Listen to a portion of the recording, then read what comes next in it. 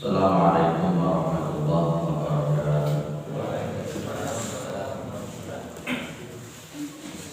Alhamdulillah, alhamdulillah menjadi arsala rasulahu fil huda wa dinil haq yudhhirahu 'ala dini kullihi wa kafa billahi shahidan.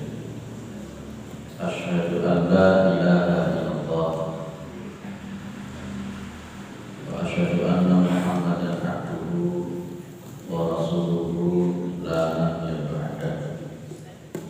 Allahumma shalli 'ala Muhammad wa 'ala alihi wa sahbihi wa man tabi'ahum bi ihsan ila yaumil amma ba'du. Kita bersyukur kepada Allah Subhanahu wa taala atas segala nikmat yang diberikan oleh Allah kepada kita semua, terutama sampai pada pagi hari ini kita masih diberikan kekuatan iman dan Islam, kita masih diberikan kesehatan serta kesempatan sehingga kita masih bisa melaksanakan kewajiban kita sholat subuh berjamaah. Kita lanjutkan dengan mengkaji agama Allah Subhanahu wa taala. Dalam kesempatan semacam ini senantiasa diberikan oleh Allah kepada kita semua sampai nanti kita menghadap kepada Allah yang tentunya dalam posisi bismillahirrahmanirrahim. Salawat salam kita limpahkan kepada Rasulullah Muhammad SAW sebagai khatamul anbiya wal mursalin dan kepada junjungan Rasul yang tidak ada nabi lebih sesudah Muhammad SAW. Baik, kita masih melanjutkan di bab syafaat, masukkan di bab syafaat.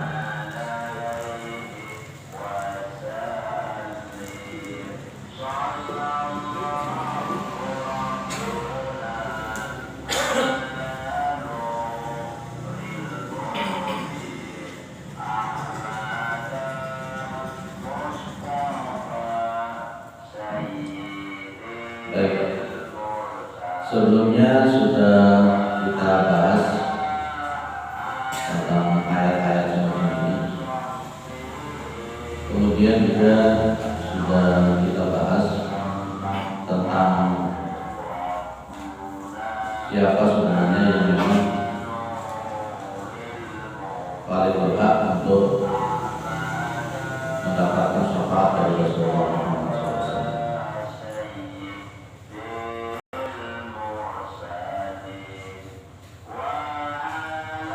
Sudah saya sampaikan sebelumnya bahwa yang berhak untuk mendapatkan syafaat,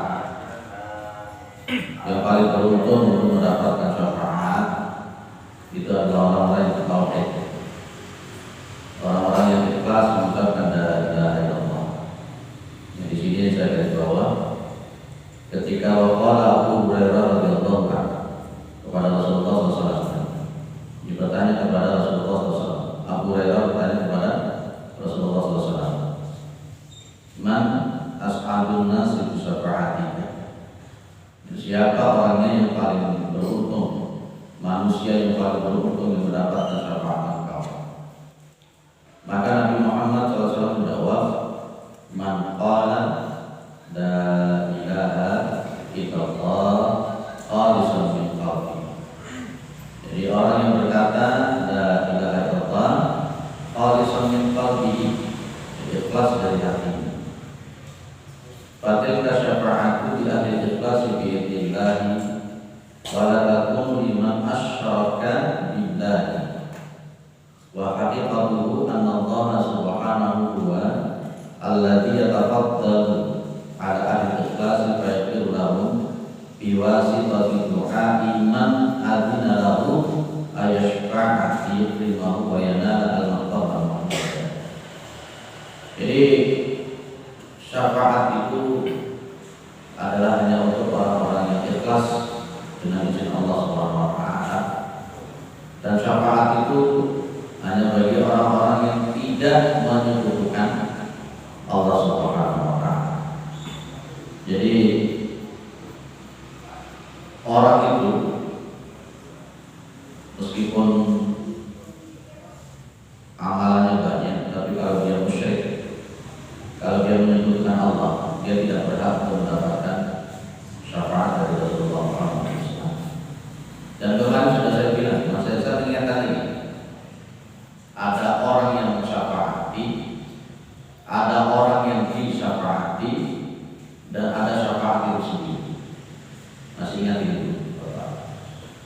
Orang yang menyafaati atau orang yang memberi syafaat itu tidak akan bisa kecuali dengan izin Allah. Nabi Muhammad pun kalau tidak ada izin dari Allah, Nabi Muhammad tidak akan bisa memberikan syafaat.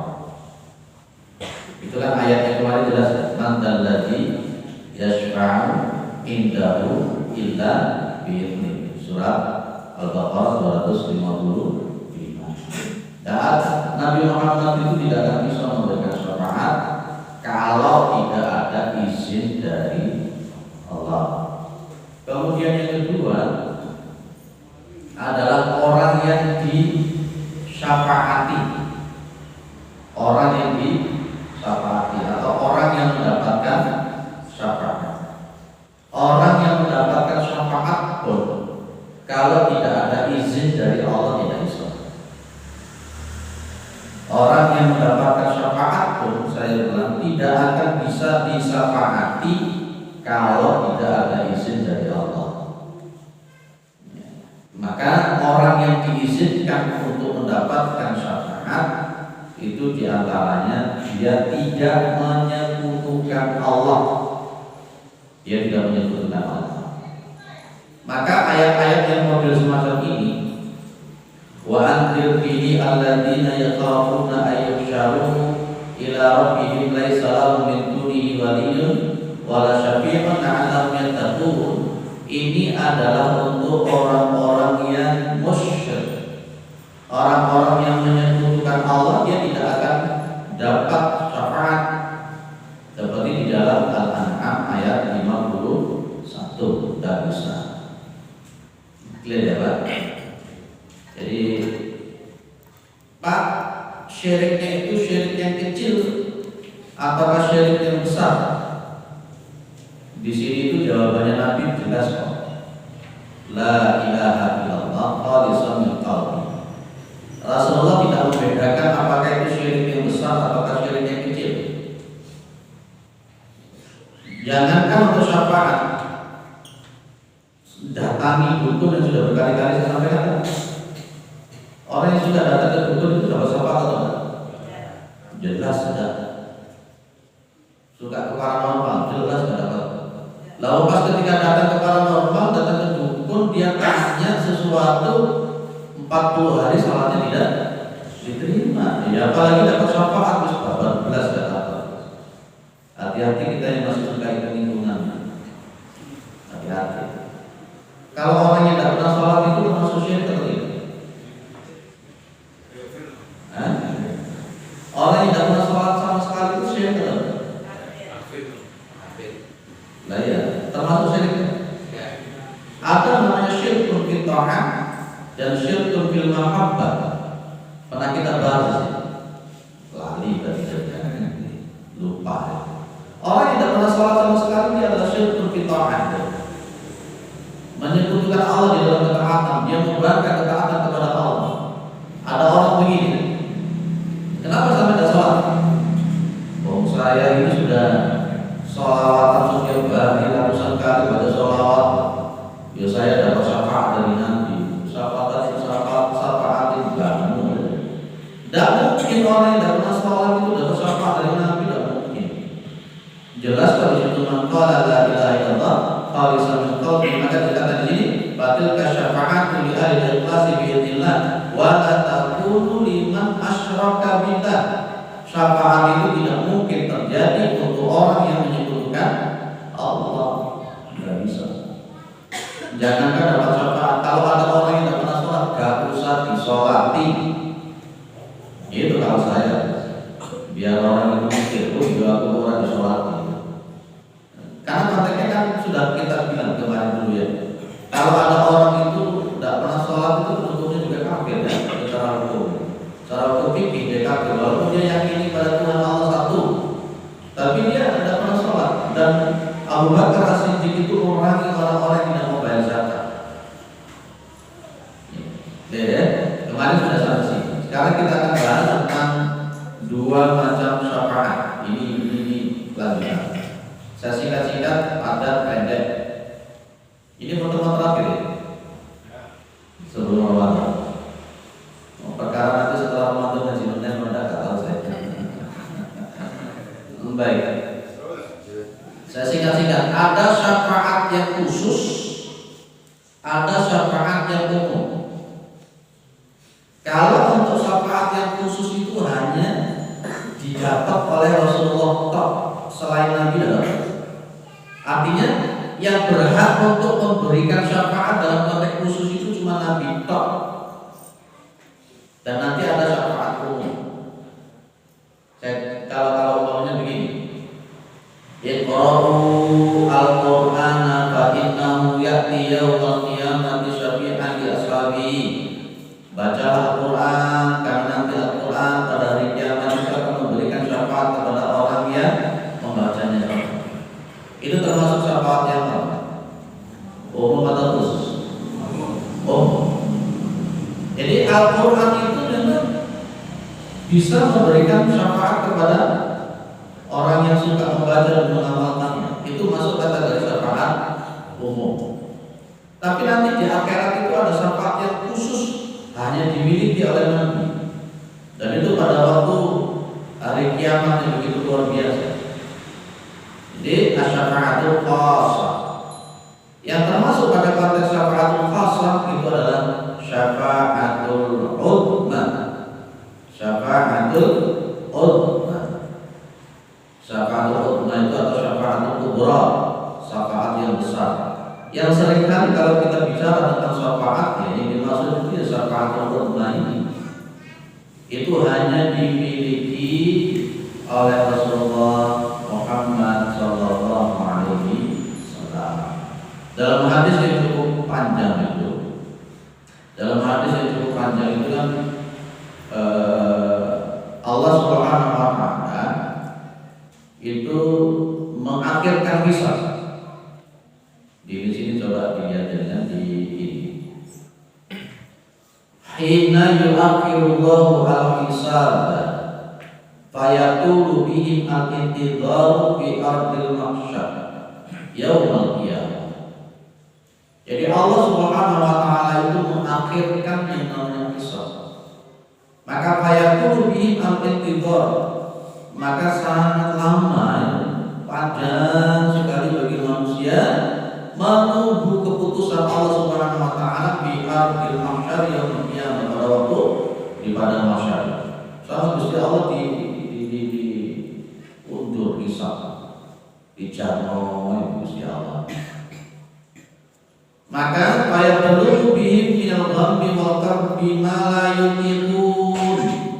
Jadi orang-orang yang tadi itu di padang mahsyar yang hisabnya diundur oleh Allah Subhanahu wa taala, diakhirkan oleh Allah Subhanahu wa taala, mereka panjang penantiannya pada hisab semacam itu, mereka mendapatkan kesulitan yang begitu luar biasa yang manusia tidak mampu untuk itu, tidak mampu untuk menanggung daripada kesulitan di yaumul qiyamah ketika hisab itu diundur oleh Allah Subhanahu wa taala. Akhirnya mereka datang kepada Nabi Adam tidak bisa, datang kepada Nabi Nuh alaihissalam, datang kepada Nabi Ibrahim tidak bisa, datang kepada Nabi Musa tidak bisa. Akhirnya datang kepada Rasulullah Muhammad sallallahu alaihi wasallam. Datang Rasulullah Muhammad SAW itu dalam posisi sujud kepada Allah. Di sini dikatakan ya, annahu ya'ti fa yasjudu li rabbih fa yahmadu la yabda'u syafa'atil awalan thumma yuqalu lahu irfa' ra'saka wa qul tusma wa saltu'ti wasfa' tushfa'. Rasulullah sujud, maka Allah menampilkan ra'saka, terus angkat kepala, katakan kamu akan didengar. minta pasti akan diberi. Ispak tuspak, minta syafaat kamu nanti saya berikan syafaat. Itu hanya khusus untuk Nabi Muhammad SAW, yang tidak dapat diberikan kepada yang lain. Nabi Nuh yang tidak bisa, Nabi Adam tidak bisa, Nabi Musa tidak bisa, Nabi Ibrahim tidak bisa. Semua para nabi tidak bisa. Itu namanya syafaatul uzma, hanya dimiliki oleh Rasulullah. Nah biasanya yang dipikirkan oleh kita nanti dapat syafaat, oh kita dapat syafaat, kita dapat syafaat, kita dapat syafaat dari Nabi. Itu yang dimaksud ya syafaatul khassah. Syafaatul khassah. Termasuk yang syafaatul khassah itu adalah asy-syafaatu di ahli jannah di dukhulil jannah. Syafaat bagi orang ahli surga supaya dia bisa masuk ke dalam surga. Ada orang itu yang seharusnya layak masuk surga tapi tidak bisa masuk surga. Seharusnya jenengan bisa masuk surga ya. Tapi oleh Allah tidak dimasukkan surga. Lah itu diantaranya dan butuh syafaat dari Rasulullah Muhammad SAW. Ya. Mohon maaf, seringkali kita ini namanya manusia sudah sok-sokan dengan ibadah yang sudah kita lakukan. Ya betul. Aku sholat jamaah kok, bendino sholat Quran, aku hafal Al-Quran 20 juz, aku ngerti paham Al-Quran, terus aku mau surga. Dilarang di yaumul qiyamah cari pahalanya kalau dikasih entek habis. Lo apakah pahala sholat, pahala puasa, pahala zakat itu bisa? Bisa. Sebelum kita nyampe kepada hari kiamat itu pahala kita sudah habis duluan, itu bisa. Contoh, dulu pernah berkali-kali saya sampaikan, ada seorang wanita yang dilaporkan oleh para sahabat. Itu nanti jadi buka juga di kitab Sahih Adab Islamiyah. Ada seorang wanita, masih ingat dari situ, setiap hari sholat tahajud. Inna fulana tusalli bil-lail wa tasumu bin-nahar. Ada seorang wanita itu kalau malam hari dia puasa atau sholat tahajud, kalau siang hari dia puasa sunnah. Tapi wakana fi lisaniha syai'un untuk di jirona. Tapi di mulutnya itu ada kalimat kata-kata yang suka menyakiti tetangga. Artinya apa? Mulut ini jadi itu lambin kurang. Pokoknya ngomong senangannya nyelekit, marani wong. Akhirnya orang yang merasa tersakiti, terdolimi tidak memberikan maaf. Sampai ngomong sakitnya di sini. Kalau saya seperti Ibrahim, orang ajar malah dia minta ke Kemenak supaya 300 ayat dalam Al-Quran dihapus. Ini diprotes sama Mahfud MD supaya ditangkap. Lah Adi Armando sih biasanya lewat, ternyata saya kira tetap. Masya Allah. Jadi Nabi Muhammad pas ketika diberitahu semacam itu, Nabi Muhammad bilang apa? Wahia pinar. Artinya bahwa dia bilang wanita itu ada di dalam neraka. Padahal setiap malam tadi dia tahajud, padahal setiap hari dia puasa sunnah. Tapi puasa namanya puasa sunnahnya, sholat malamnya itu pahalanya hilang semuanya. Kenapa? Yaitu dosa sosial yang dia lakukan. Banyak orang-orang yang kecelek pada begini nanti di yaumul qiyamah. Lah semacam itulah nanti mudah-mudahan kita dapat syafaat. Yang seharusnya kita memang masuk surga, tidak jadi masuk surga karena pahala kita sudah habis semuanya. Mudah-mudahan dapat syafaat pada ini. Tapi masalahnya kita ini pantas tidak dapat syafaat semacam ini. Kalau kita masih suka syirik, kalau kita masih suka melakukan hal-hal yang musyrik, jangan harap mendapatkan syafaat dari Nabi. Ya, jadi mohon maaf, tidak usah sok-sokan dengan amalan yang sudah dilakukan. Itu namanya ujub. Kalau sudah ujub itu jangan harap pahala sholat, pahala puasa macam-macam masih ada di dalam. Ya. Bisa-bisa itu habis. Termasuk hasud kepada orang lain itu juga menghabiskan amal ibadah. Kita ini sholatnya luar biasa, puasanya luar biasa, tahajud luar biasa, tapi senangannya keting hasud iri sama orang. Habis itu amal. Kata Nabi apa ya? Iyyakum wal hasada fa innal hasada ta'kulun hasanati kama ta'kulun narul hatab. Takutlah kamu itu kepada sifat iri hasud, karena sesungguhnya sifat hasud itu bisa menghabiskan, memakan amal soleh seperti api memakan kayu bakar. Kata jibapan, kata sholat, kata dengan surga, tapi ternyata amalnya habis. Seneng ngenyek wong, seneng ngelaku wong, seneng ngerasani wong, seneng hasud dan wong. Secara tidak sadar itu amalan kita dihabiskan dengan amalan model gitu. Nah itu butuh kita model seperti ini. Seharusnya kita mendapatkan surga tapi tidak layak masuk surga, kemudian dapat syafaat dari Rasulullah Muhammad Sallallahu Alaihi Wasallam. Ya, syafaat khusus yang berikutnya adalah syafaat Rasulullah Sallallahu Alaihi Wasallam di Abi Thalib.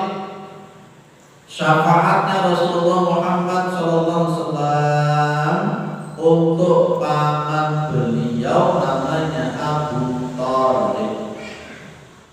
Abu Thalib itu masuk neraka ibu. Abu Thalib itu masuk neraka surga imam. Ya, padahal Abu Thalib itu kan jasanya kepada Islam luar biasa. Dikumpulkan semua orang Islam yang punya jasa terhadap perkembangan Islam, dikumpulkan jadi satu, itu sebagai timbangan dengan timbangannya Abu Thalib, tidak ada seujung bukunya. Tapi ternyata Abu Thalib itu masuk dalam nerakanya Allah karena dia menyekutukan Allah. Dia menyekutukan Allah. Tapi Rasulullah itu punya hak yang diberikan oleh Allah untuk memberikan syafaat kepada pamannya Abu Thalib. Bukan dimasukkan ke surga, bukan.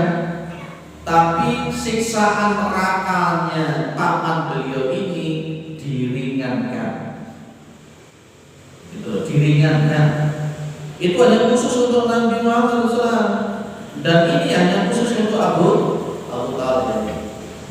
Dalam riwayat Imam Al-Bukhari itu Nabi Muhammad SAW bilang, la'allahu tanfa'u syafa'ati yaumil qiyamah. Fayuj'alu fi dhahdahin minan nar yadrulu ka'baihi yubli minhu dima'u.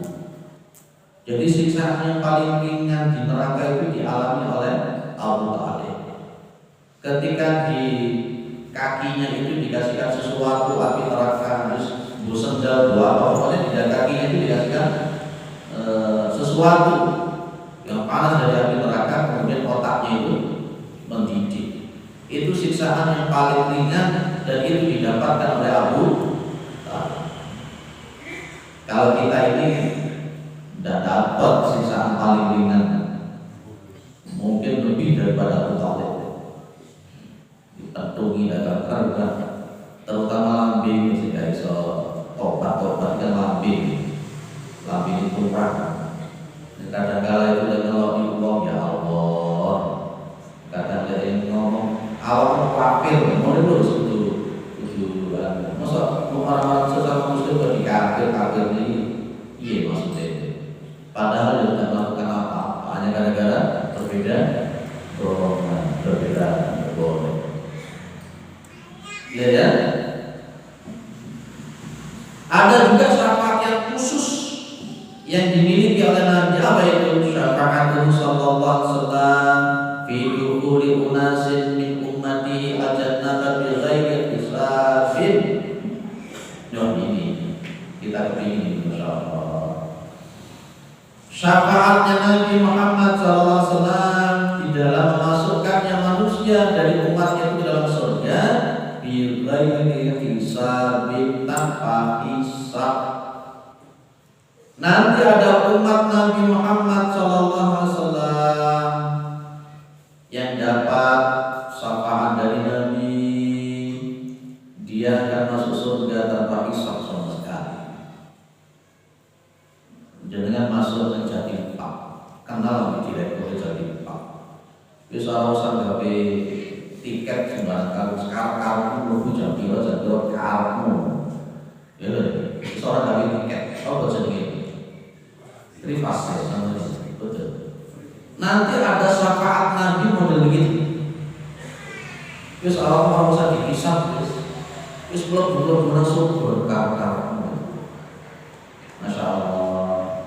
Padahal kan manusia itu nanti paham nama utia kita bahu biyamini fasaufa yuhasabu hisaba yasira wa yanqalibu ila ahlihi masrura. Wa amma man utia kita bahu wara'a dhahri fasaufa yad'u subura wa yasla sahih. Tapi nanti ada umatnya Nabi yang dapat syafaat khusus dari Nabi sehingga masuk ke dalam surga tanpa hisab. Ada nggak di sini yang dapat itu? Insya Allah. Wajah-wajahnya mungkin ada kondisi begitu. Tapi nanti ada orang-orang Bapak Ibu, ada orang-orang nanti itu yang sudah dimasukkan dalam neraka oleh Allah. Jangan baca di kitab Sahih Hadis Qudsi. Saya punya kitab itu kumpulan hadis-hadis Qudsi yang sahih. Di kitab aslinya ada salah di bawah. Nanti itu memang benar. Ada umatnya Nabi itu sekaligus dilebokin neraka. Sudah dimasukkan ke dalam neraka. Tapi nanti dapat syafaat dari Rasulullah Muhammad SAW. Kenapa? Di dalam hatinya itu dia tauhid, gak musyrik sama sekali. Dan mesti ada amalan-amalan soleh. Maka orang ini nanti akan diambil dari neraka, dimasukkan ke makhluk ayat. Setelah dimasukkan ke makhluk ayat baru dimasukkan ke dalam surga. Ada orang yang mau begitu juga. Mungkin kita termasuk. Mampir dulu enggak? Mampir dulu pada masuk surga pantas orang, masuk neraka kuat apa tidak. Menurut kita ini kadang-kadang mohon kadang-kadang sok pantes mlebu surga padahal ada orang pantes. Hati-hati ya. Baik, mudah-mudahan kita dapat syafaat yang khusus. Dengan catatan tadi syaratnya apa? Jangan menyekutukan Allah. Ya, amal-amal syirik berubah semua. Akidah-akidah yang syirik berubah semua. Itu insya Allah itu salah satu jalan supaya kita dapat syafaat dari Nabi Muhammad SAW. Jangan mengamalkan sesuatu yang masya Allah bertentangan dengan syariat. Lanjut, ada yang kedua namanya syafaatul ammah. Ada syafaatul ammah.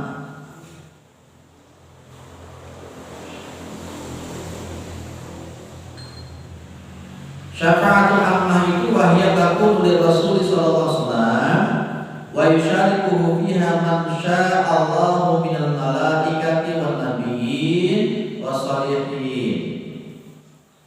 Jadi yang namanya syafaat al-ammah itu juga untuk Rasul atau orang-orang yang memang Allah berkehendak supaya dia itu memberikan syafaat, seperti orang-orang soleh, gitu. Atau mungkin dengan punya anak, punya anak, begitu lahir meninggal, begitu lahir meninggal. Itu sebenarnya kalau dalam bahasa kita simpan pena itu celengan untuk orang tua. Ketika dia memang betul-betul ikhlas menerima kematian anaknya itu, tapi dengan catatan jadi bapak itu tetap sholat atau apa, itu jadi celengan.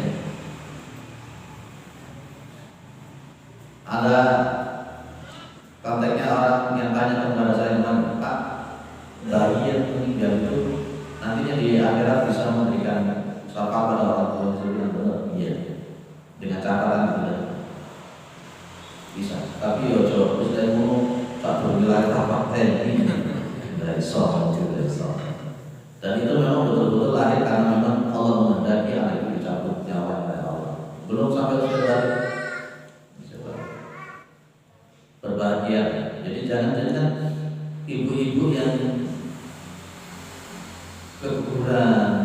sebagainya, terima saja kemudian. Ikhtiar tetap kepada Allah sampai tidak itu tetap. Tapi ketika Allah memang menghendaki putra jenengan yang keguguran, mungkin dia ini nanti akan bisa memberikan syafaat nanti ya Allah.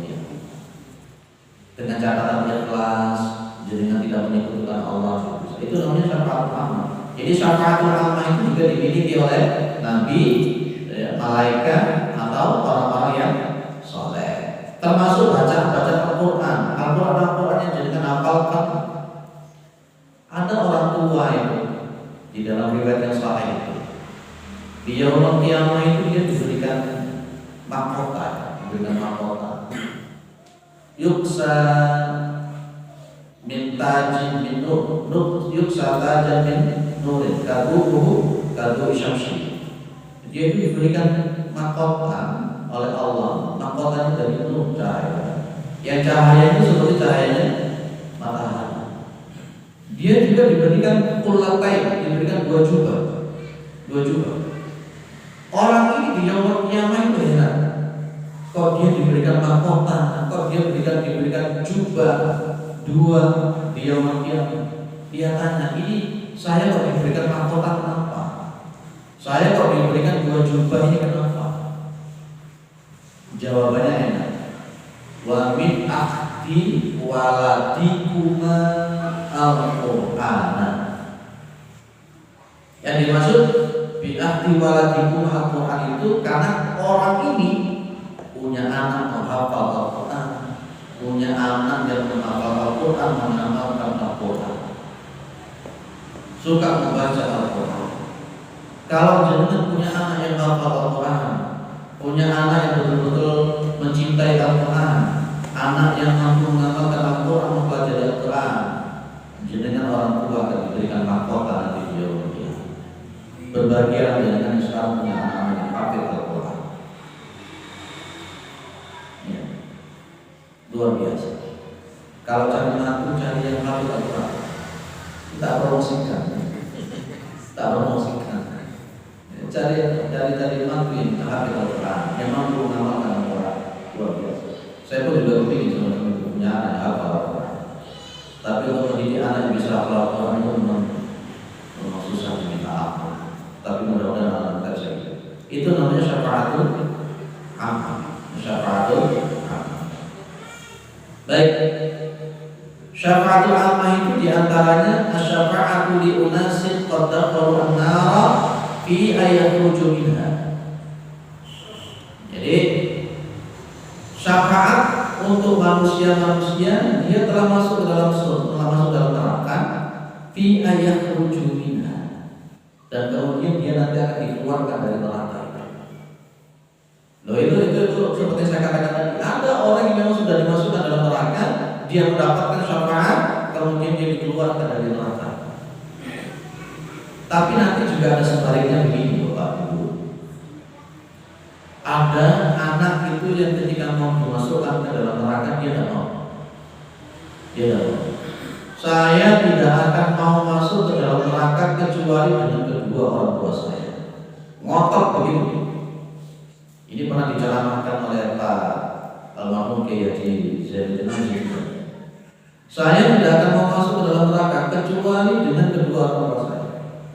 Lah kenapa kamu tidak mau masuk neraka kecuali dengan kedua orang tua kamu? Dia bilang, saya bejat dengan orang tua. Orang tua dalam bahasa saya, orang tua tidak memberikan haknya anak. Haknya anak itu ada 3. Haknya anak yang harus jadikan berikan kerja. Apa itu? Ayuhsina ismam, memberikan nama yang baik. Karena nama yang baik itu termasuk doa. Kasih nama yang bagus anak itu dengan baik. Yang kedua, ayyu'allimahu al-kitab. Ini syarat. Ayyu'allimahu al-kitab, anak orang tua itu punya kewajiban ayyu'allimahu al-kitab. Jadi mengajarkan anak itu Alkitab, jadi Al-Quran. Artinya apa? Orang tua punya kewajiban untuk menata anaknya, mengajarkan anaknya Al-Quran serta syariat-syariat agama Allah SWT. Yang ketiga, ayyuhilham. Orang tua punya kewajiban memperhatikan anak, memilihkan calon-calon yang baik. Itu kewajiban bapak. Ada orang itu tadi, anak itu tadi yang mau dimasukkan ke dalam neraka dan dia belum mendapatkan yang mana? Belum mendapatkan yang nomor 2. Dia bilang, saya nggak sholat, bapak saya diam saja. Saya nggak bisa ngaji, bapak saya diam saja. Saya nggak mengerti bagaimana cara beragama yang baik, bapak diam saja. Sehingga saya bejat semacam ini. Kalau saya masuk ke dalam neraka, saya tidak ikhlas kalau bapak dan ibu saya tidak masuk ke neraka sama saya. Akhirnya malaikat itu datang kepada ibu bapaknya tadi mau masuk surga. Mas, ojo surga juga. Jangan masuk ke neraka surga dulu, itu anakku ingin masuk neraka.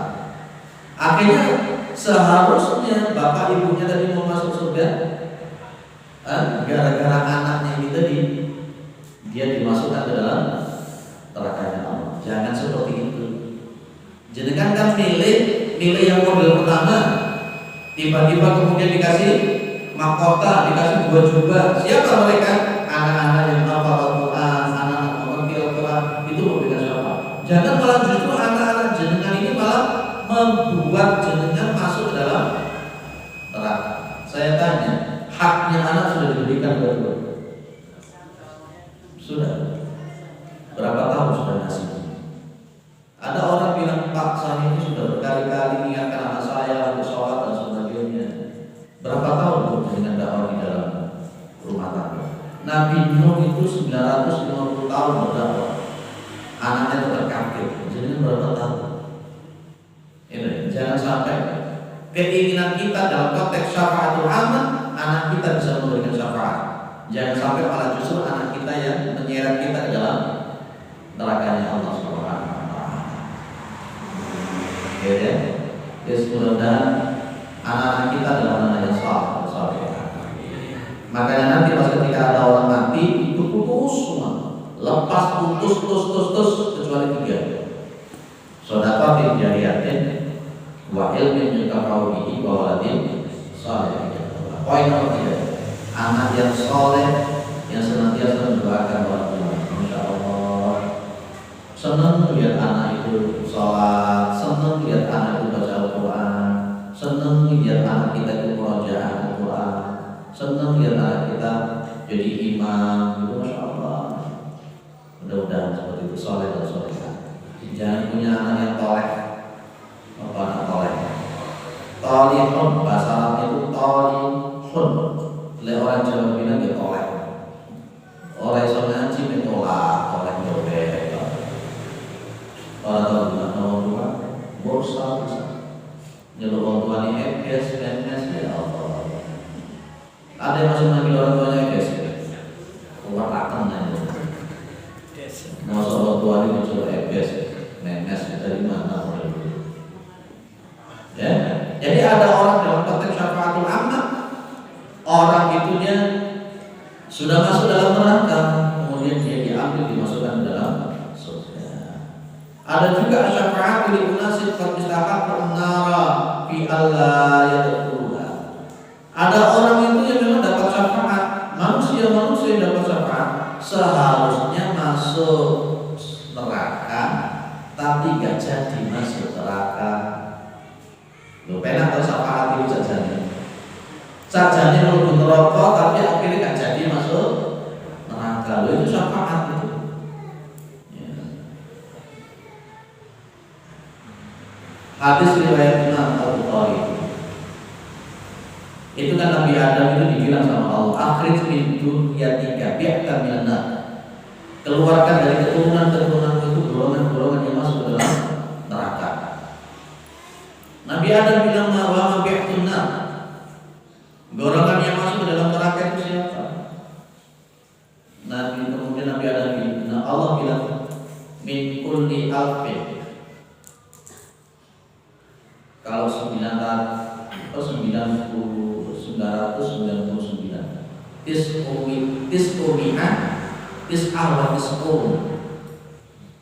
itu kalau dari 10.000, dari 1.000 itu ada tis'umi'ah, itu 900. Tis'ah wa tis'in 99 berarti nanti keturunan Nabi Adam itu dari 1.000 orang, itu yang masuk surga cuma satu. Jadi kan lihat nanti di tafsir bersama punyanya Syekh Al-Utsaimin. Jadi manusia itu dari 1.000 orang, yang masuk surga cuma satu. Berarti yang 999 itu masuk dalam nerakanya Allah. Secara logika, saya dulu pernah mengikuti pelatihan mentafsirkan Al-Quran di Pajak dari Dr. langsung dari Istiqlal. Beliau memberikan sebuah peta di slide. Karena memang kenyataannya keturunan Nabi Adam itu yang beragama Islam itu cuma berapa persen? Kalau umpamanya 4/4 dari keturunan Nabi Adam, 4/4 ya, maka kata beliau itu dari peta dikasih warna merah, ini kafir. Itu yang beragama Islam di dunia ini kan tidak sampai 1/4. Yang lainnya kafir, musyrik, ateis dan itu yang betul seperti dikatakan tadi, bahwa dari 1.000 orang itu yang masuk surga cuma satu. Walaupun sekarang Islam sudah mulai berkembang. Tapi saya bisa memahami ini konteksnya. Kadang-kadang memang dia beragama Islam, tapi meskipun beragama Islam tapi tetap layak masuk nerakanya Allah. Dan inilah syafaatul ammah yang membuat ada orang itu yang dia nanti sebenarnya dia punya hak. Dia itu hak untuk dimasukkan ke dalam neraka, tapi karena mendapatkan syafaat jadi tidak dimasukkan ke dalam neraka. Itu namanya syafaat, itu namanya bilik. Dan ada syafaat umum yang nomor 3, asy-syafa'atu li unasin min ahli imani qad istahaqqu al-jannata ayazdadu rif'atan wa darajatin fil jannah. Jadi ada orang yang beriman, dia sudah masuk ke dalam surga, ya, dia mendapatkan surga, dia berhak mendapatkan surga, tapi kemudian di surga itu derajatnya semakin ditinggikan. Itu ayazdadu rif'atan wa darajatin fil jannah. Di surga itu dia derajatnya dimuliakan, ditinggikan daripada derajat orang iman yang lain. Surga yang tertinggi itu adalah Firdaus. Dan kedudukan kemuliaan yang tertinggi nanti jadinya di surga bersama Rasulullah Muhammad SAW. Ada Nabi bilang, ana wa kafilul yatim kahataini fil jannah. Ana wa kafilul yatim kahataini fil jannah. Saya dan orang yang mengkafir itu merawat anak yatim, ya, itu kahataini fil jannah. Seperti 2 jari ini di surga. Jadi kedudukannya orang yang senantiasa dia memberikan santunan pada anak yatim, merawat anak yatim, didik anak yatim, itu di surga nanti sama Nabi dekat sudah. Loh, itulah yang dimaksud dengan dia memang sudah dapat surga, tapi kedudukannya kemudian ditinggikan lebih tinggi daripada orang-orang lain. Ada orang yang tidak peduli dengan anak yatim, itu yang disebut pendusta agama. Al-ayat alladhi yukadzibu bid-din fadzalika alladhi yad'u yatim. Ini pendusta agama. Kayak sholat, kayak baca Quran, tapi jahat kepada yatim, tidak pernah memberikan santunan pada anak yatim. Wa yaqutu ala ta'amil miskin, dan juga tidak mau memberikan makan fakir. Kayak sholat tapi oleh Allah dianggap sebagai pendusta agama. Ini yang kemarin sudah saya sampaikan lebih awal. Jadi ada yang memberi syafaat, ada yang disyafaati, ada syafaat. Kalau syafaat tadi sudah saya bilang tidak macam-macam, seharusnya masuk surga, tidak jadi masuk surga. Seharusnya dia itu sudah masuk neraka, dikeluarkan masuk surga. Itu namanya syafaat. Ada orang yang memberi syafaat. Saya ulang lagi. Yang bisa memberikan syafaat hanya izin Allah. Orang yang bisa diberi syafaat itu pun juga hanya karena izin Allah. Di antara syarat mutlak yang harus tetap ada adalah jangan sampai menyekutukan Allah. selesai. Bab syafaat selesai. Ada yang didiskusikan? G. Kados yang sepasang ditarik dan rokok kali yukan selamanya itu Pak, yang orang tua seharusnya masuk surga bukan ke neraka, itu selamanya apa punya harapan ke surga lagi? Neraka.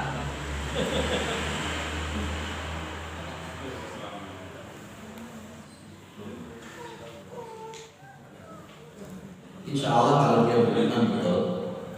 Tapi kalau memang dia itu memang betul-betul tidak mampu, memang selama kehidupannya dia sama sekali tidak bisa memberikan hak itu kepada anaknya, saya bisa pastikan kalau dia itu dimasukkan ke dalam neraka. Apakah khalidina fiha selama dia memang bertauhid betul-betul bertauhid, tidak pernah menyebutkan Allah, mudah-mudahan dia tidak permanen di situ.